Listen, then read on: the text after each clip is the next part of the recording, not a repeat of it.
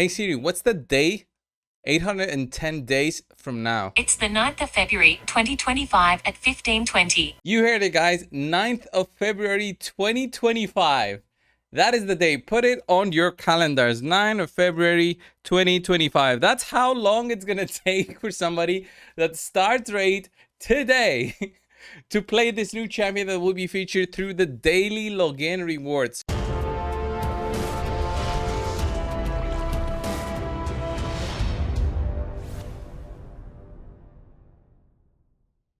We have Arix, which is finishing up by the end of this month, I believe. I've already tested Arix through some person who got it from an ancient shard. You can actually get those from ancients. It's finishing up in like 2 weeks from now for me. And then the next rotation of daily reward fragments will come for an epic champion. Okay, epic champions need 60 days to be acquired, so I've calculated it.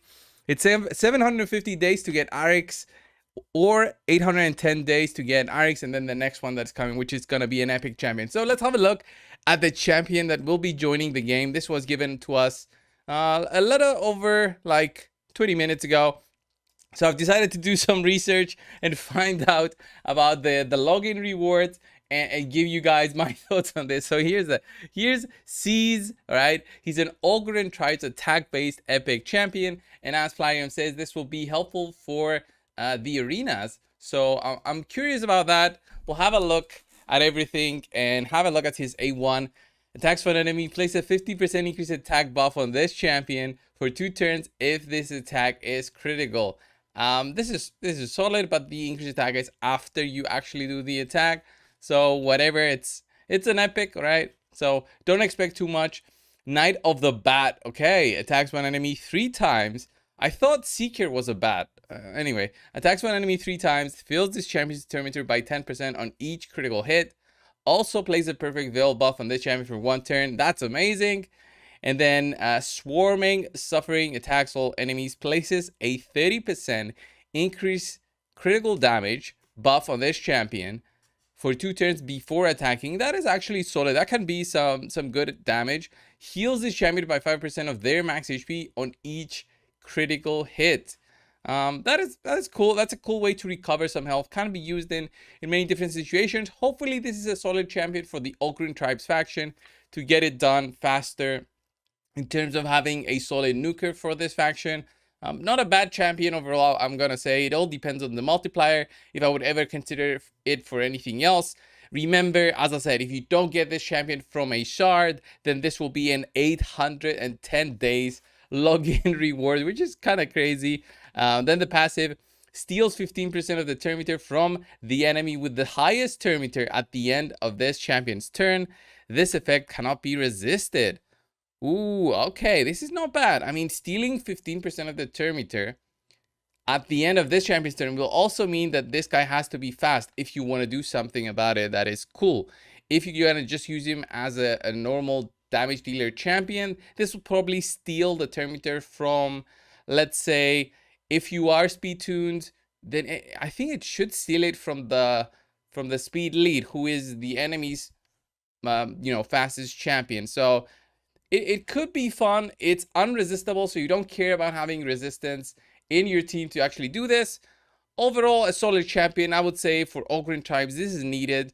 This champion definitely does need some more champions. I would say in the legendary side, it would have been more fun if this guy was a legendary, so we could add him in there and get some more damage going for this faction. It's an underrepresented faction, I would say, in Raid Shadow Legends. Wow, I don't even have Skrank.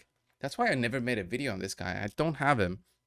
So my thoughts on this is just keep on playing the game. If you ever get him through an ancient and consider something for Ogryn tribes, definitely try it out. In terms of somebody that is gonna wait out for this guy, this 810 days. It's 3 years from now. Honestly, 9th of February 2025, I don't know where I'm gonna be. I don't know if I'm gonna be still playing the game. So it's funny. It's funny to think about that when you're making a showcase for a champion.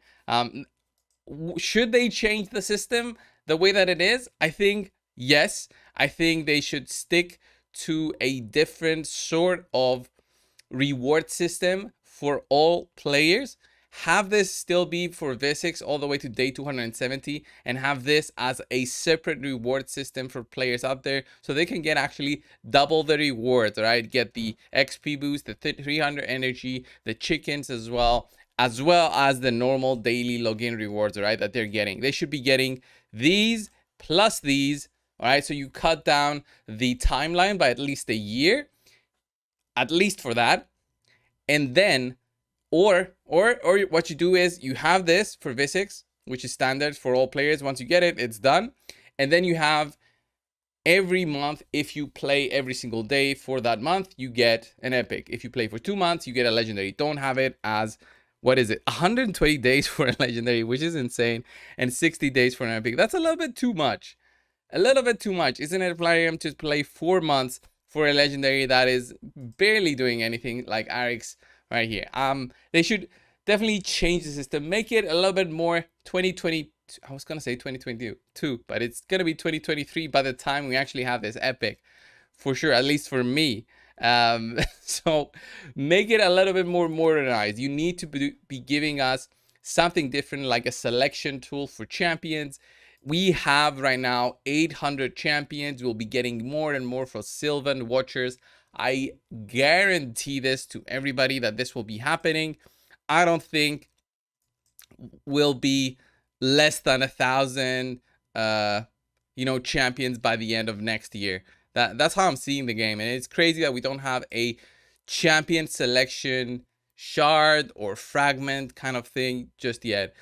It would have been crazy for Void champion, but for non-Voids, I still think it's a solid way to step up and help new players jump in, instead of having them wait, let's say, 810 days to pick up an epic. It should be more selective, give players more, choice between what they do. Like for me personally, I would be able to have, if I had something like that, like champion selection tokens, I would be able to select, let's say, Xevia, which I still don't have on my account, and use her for my content as I see fit, or Calvalax, or even Theodore. I know these are crazy champions, but you should add that to the game. Since the Guardian Rings token trader, this has been completely forgotten since its launch.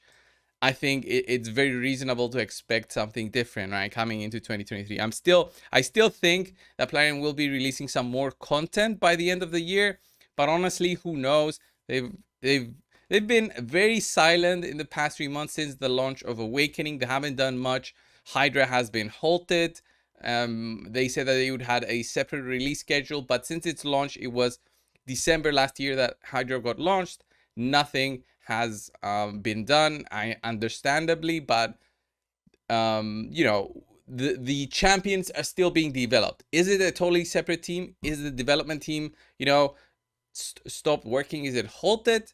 And you just have the champion development team, which is, I guess, easier to get to do. Have them work on that. It's easier to not care about content when all you have to do is make a champion who does the same skills. It's the same kind of appearance as, let's say, Trunda or Battle Khazar, and then you change a little bit on the model outside, which you can use graphic designers or whatever 3D modeling guys, and you do that. Who knows?